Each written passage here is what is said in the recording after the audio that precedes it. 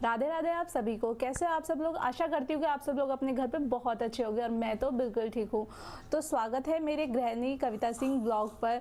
तो ये कोई ब्लॉग वीडियो तो होने वाला नहीं है, ये कुछ वीडियो होने वाला है आईब्रोज़ के लिए।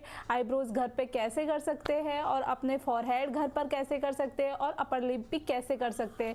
जो लोग पार्लर अफर्ट नहीं करते हैं, वो पार्लर जाना पसंद नहीं करते हैं और वो चाहते हैं कि घर पर बैठ के मैं अपनी आईब्रोज़ बनाऊँ, अपने फॉरहेड को बनाऊँ और अपर लिप्स को बनाऊं। तो उन लड़कियों और उन टीनेजर्स गर्ल्स के लिए, और जो गृहिणियाँ जो होती है, जो घर पर रहती है और वो पार्लर जाना एफर्ट नहीं करती है, तो मैं कुछ छोटी छोटी टिप्स उनको अपनी दिखाना चाहूँगी कि मैं अपने आईब्रोज़ को और फॉरहेड्स को और अपर लिप्स को घर पर ही कैसे बनाती हूँ। मैं कोई पार्लर नहीं जाती हूँ, मैं खुद के काम खुद कर लेती हूँ और ज़्यादातर मैं सारी चीज़ें खुद से ही करना पसंद करती हूँ। तो आप लोग भी कर सकते हो ऐसा। तो मेरी वीडियो में बने रहिए और देखते रहिए मेरा वीडियो में कैसे कैसे अपना फॉरहेड बनाती हूँ और कैसे मैं अपनी आईब्रोज़ को बनाती हूँ और कैसे मैं अपने अपर लिप्स को बनाती हूँ, और जो चीक्स पे हमारे हेयर्स आ जाते हैं, अनवांटेड हेयर्स जो आ जाते हैं, उनको मैं कैसे बनाती हूँ। मैंने थ्रेड की मदद से सारी चीज़ कर ली है, पर ये जो हेयर्स है, जो चीक्स पे जो हेयर्स होते हैं, उनको मैंने थ्रेड से नहीं निकाला है, उसको मैंने यूज़ किया है एक रेज़र। देखिए आप रेज़र भी यूज़ कर सकते हैं। रेज़र कौन सा होता है वो आप इस वीडियो में देख सकते हैं, मैंने कौन सा रेज़र अपने चीक्स के हेयर्स के लिए यूज़ किया है। तो सारी चीज़ मैं आपको इस वीडियो में दिखाने वाली हूँ, तो मेरा वीडियो पूरा देखिएगा और मैं कैसे कैसे चीज़ें करती हूँ वो सारी चीज़ आप लोग भी देख के सीखिएगा।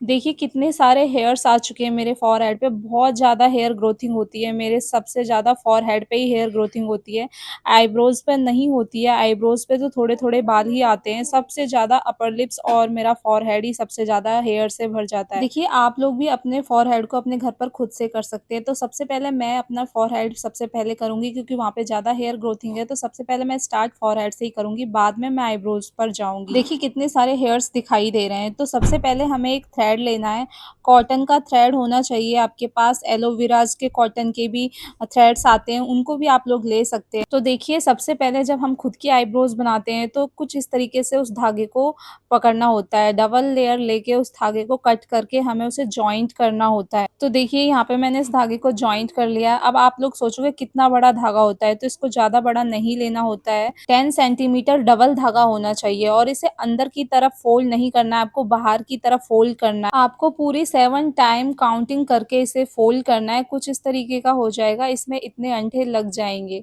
अगर आपको राइट साइड से बनाना है तो आपको इधर से करना है, लेफ्ट साइड से बनाना है तो धागे को उधर से आपको ओपन करना है। तो सबसे पहले मैं अपना फॉरहेड क्लीन करूंगी, तो उसके लिए मैंने जॉनसन बेबी पाउडर लिया है, क्योंकि बहुत ही वो ज़्यादा चिकना पाउडर होता है और उससे ज़्यादा चीज़ ईचिंग वगैरह नहीं होगी हमारे फॉरहेड पे। आप चाहो तो कोई और भी टेल्कम पाउडर ले सकते हो जो आपको पसंद हो, मुझे ये पसंद है तो मैंने ये लिया है।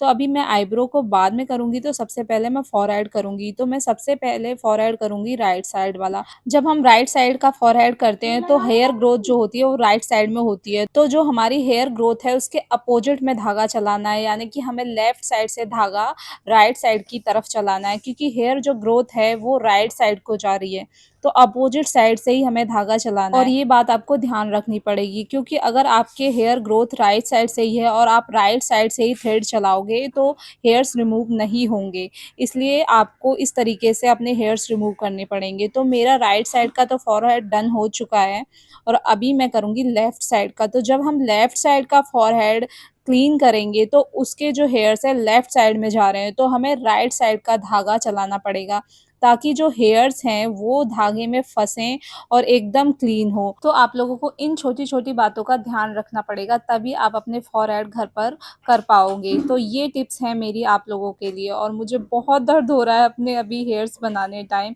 क्योंकि बहुत दिन में जब अपने हेयर ग्रोथ को आप लोग खुद से हाथ से बनाते हो तो शुरू शुरू में बहुत ज़्यादा दर्द होता है, फिर थोड़ा हेयर जब निकल जाते हैं हमारे फॉरहेड से तो फिर इतना दर्द नहीं होता, क्योंकि वो जगह सुन पड़ जाती है। तो अभी मैं कुछ इस तरीके से क्लीन कर रही हूँ, आप लोग देख रहे हो, आप लोग भी इस तरीके से ही करना। अभी यहाँ पे कुछ हो चुका है पूरा डन। अब बीच का जो पार्ट है फॉरहेड का वो बचा है। तो उसमें भी हमें क्या करना होता है, कुछ राइट साइड से धागा चलाना है और कुछ हमें लेफ्ट साइड से धागा चलाना है। हमेशा एक साइड से धागा चलाने से हेयर रिमूव नहीं होंगे, क्योंकि फॉरहेड के फ्रंट से लेफ्ट राइट में हमारे हेयर्स बटे हुए होते हैं, इसलिए वो एक ही कंडीशन में एक ही तरफ से आप उनको रिमूव नहीं कर सकते हो।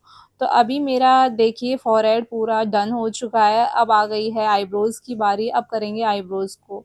तो पहले मैं पाउडर लगा लेती हूँ, क्योंकि आईब्रोज़ में तो बहुत ज़्यादा दर्द होने वाला है, और बिंदी भी निकाल देते हैं, क्योंकि उस जगह भी हमारे हेयर्स रहते हैं। तो ये मेरे पास है, मेरे आईब्रो पेंसिल का कॉम्ब है। तो सबसे पहले मैं कॉम्ब करूँगी अपने आईब्रोज़ को, ताकि वो अच्छे से सेट हो जाएँ और मुझे भी समझ में आए कि किस तरीके से मुझे अपनी आईब्रो को शेप देनी है। तो सबसे पहले मैं अपनी राइट वाली आईब्रो बनाऊँगी। तो मैंने जैसे आपको बताया, जब राइट वाली आईब्रो बनाएँगे या फ़ॉरहेड बनाएँगे तो हमें लेफ़्ट वाला धागा चलाना है, और धागे को इस तरीके से रखना है कि वो एक सीधी लाइन में होना चाहिए, जिससे हमारी आईब्रो को एक शेप मिले। तो आप लोग देख रहे हैं, सबसे पहले मैं अपनी आईब्रो को ऊपर से सेट कर रही हूँ थोड़ा-थोड़ा, क्योंकि मेरी आईब्रो पे ज़्यादा बाल तो है नहीं, इसलिए मैं एक लाइन लेती हूँ और उस लाइन में पूरे बालों को भरती हूँ और पूरे हेयर्स को रिमूव कर देती हूँ। तो इस तरीके से मैंने अपने पूरे ऊपर की आईब्रो को अच्छे से मैंने कर लिया है। तो अभी हम आ गई है नीचे वाली आईब्रो की बारी। तो नीचे वाली आईब्रो को हमें किस तरीके से सेट करना है, तो सबसे पहले जो थ्रेड होता है उसको एक स्लाइड करना है और उसमें हेयर्स को भरकर हमें हेयर्स को रिमूव करना है। तो कुछ इस तरीके से मैं कर रही हूँ, धीरे-धीरे मैं लाइन को पीछे स्लाइड करती हूँ और उसमें हेयर्स आ जाते हैं, फिर उन हेयर्स को मैं रिमूव कर लेती हूँ। और अभी मेरी स्किन एकदम धागे के बीच में आ गई, तो थोड़ा कट सा लग गया है स्किन पर, लेकिन कोई बात नहीं, हो जाता है, क्योंकि हम खुद से घर पर बना रहे हैं इसीलिए, क्योंकि हमारी स्किन लूज़ रह रही है, क्योंकि इतनी ऊपर को आईब्रो नहीं चढ़ पा रही है इसलिए। अभी आ गई है दूसरी आईब्रो की बारी। तो दूसरी आईब्रो को भी कुछ इस तरीके से ही करना है। तो सबसे पहले मैं ऊपर वाली साइड को डन करूँगी, क्योंकि सबसे पहले मैं अपनी आईब्रोज़ को ऊपर से ही बनाती हूँ। ऊपर से शेप आ जाएगी तो मुझे नीचे से आसानी हो जाएगी शेप लाने में आईब्रोज़ की। तो कुछ इस तरीके से, जैसे मैं पहले बता रही थी आपको, धागे की जो थ्रेड है उसकी एक लाइन को स्लाइड करना है, जिस शेप में आपको अपनी आईब्रो को देना है। तो इस तरीके से ऊपर वाला चीज़ मेरी डन हो चुकी है। अभी मैं नीचे की आईब्रोज़ को करूँगी। तो जब हम नीचे की आईब्रोज़ को करेंगे, तो अभी ये लेफ़्ट वाली आईब्रोज़ हो रही है, तो हमें लेफ़्ट साइड से धागा चलाना है। तो आगे से फ्रंट से थोड़ा-सा लेफ़्ट साइड में आपको स्लाइड करना है धागे को, उसके बाद उसमें हेयर्स को रखना है और धीरे से रिमूव कर देना है। और जो आँखों के जो पलक हैं उसमें आपको खिंचाव रखना है, ताकि आपकी स्किन लूज़ ना रहे, टाइट रहे, ऊपर की तरफ खिंची हुई रहे, और ताकि कोई कट ना लगे। तो फॉरहेड को मैं अभी अपना कर चुकी हूँ, आईब्रोज़ भी डन कर चुकी हूँ। अब बारी आ गई है मेरे अपर लिप्स की और चिक्स के हेयर्स की। तो मैं इन्हें अभी अब थ्रेड से नहीं करने वाली हूँ, क्योंकि मेरे में इतनी हिम्मत नहीं है कि मैं थ्रेड से कर सकूँ, लेकिन मैं कर लेती हूँ। तो अभी मेरे पास रेज़र रखा हुआ है, इसका एक जेल है, और इससे ही मैं अभी इसे डन करूँगी, क्योंकि अभी मेरे पास ज़्यादा टाइम नहीं है। तो देखिए, हम लोग रेज़र भी यूज़ कर सकते हैं, क्योंकि थ्रेड अगर हम अपने चिक्स पे चलाते हैं तो उससे हमारे पिंपल आ जाते हैं और हमारे स्किन जो है फट जाती है। इसलिए मेरे साथ पहले भी ऐसा होता था, तो मैं अब इस रेज़र को यूज़ करने लगी। तो इस रेज़र को मैं काफ़ी बार यूज़ कर चुकी हूँ। ये जेल जो है सारा ख़त्म सा ही हो गया है, थोड़ा जेल बचा है। तो किसी और वीडियो में मैं इस रेज़र और जेल के बारे में आपको बताऊँगी। तो सबसे पहले इस जेल को अप्लाई करना है आपको, और रेज़र को इस तरीके से चलाना है। ऊपर की तरफ से आपको हाथ लगाकर अपनी स्किन को खींच के रखना है, फिर इस रेज़र को यूज़ करना है। और सारे अनवांटेड जो हेयर होते हैं बड़े आसानी से निकल जाते हैं, कोई ज़्यादा दिक्कत नहीं होती है इसे निकालने में, और बहुत ज़्यादा क्लीन हो जाता है चेहरा, और ना कोई दर्द होता है ना कुछ होता है, और ज़्यादा हेयर ग्रोथ भी नहीं होती है। बहुत सारी लेडीज़ और लड़कियां डरती हैं रेज़र को यूज़ करने के लिए, पर ये वाला जो रेज़र होता है, ये जो जेंट्स यूज़ करते हैं वो वाला रेज़र नहीं होता है। ये हम लेडीज़ के लिए बनाया गया है, हमारे हेयर्स के अकॉर्डिंग ही इसे बनाया गया है। तो आप बिल्कुल भी मत डरिएगा, आप रेज़र यूज़ कर सकते हो। तो मैं फिर किसी और वीडियो में आप लोगों को बताऊँगी इस रेज़र और इस जेल के बारे में। ये मैंने कहाँ से परचेज़ किया था, और इसका जेल कितने का आया था, रेज़र कितने का आया था, और फिलहाल आपको बिल्कुल भी डरने की ज़रूरत नहीं है। तो मैं देखिए अपने अपर लिप्स कुछ इस तरीके से कर रही हूँ। अगर आप रेज़र लेना चाहते हो, तो रेज़र लेके आप भी कुछ इस तरीके से कर सकते हो। ये है मेरे कुछ छोटे-छोटे टिप्स जो मैं आप लोगों को दे रही हूँ, और जो मैं करती हूँ वो सारी चीज़ आप लोगों को दिखा रही हूँ, ताकि आप लोग भी ना डरें और आप भी घर पर कर लें। इस रेज़र के साथ आईब्रो रेज़र भी आता है, पर ये इतना वर्क नहीं करता है।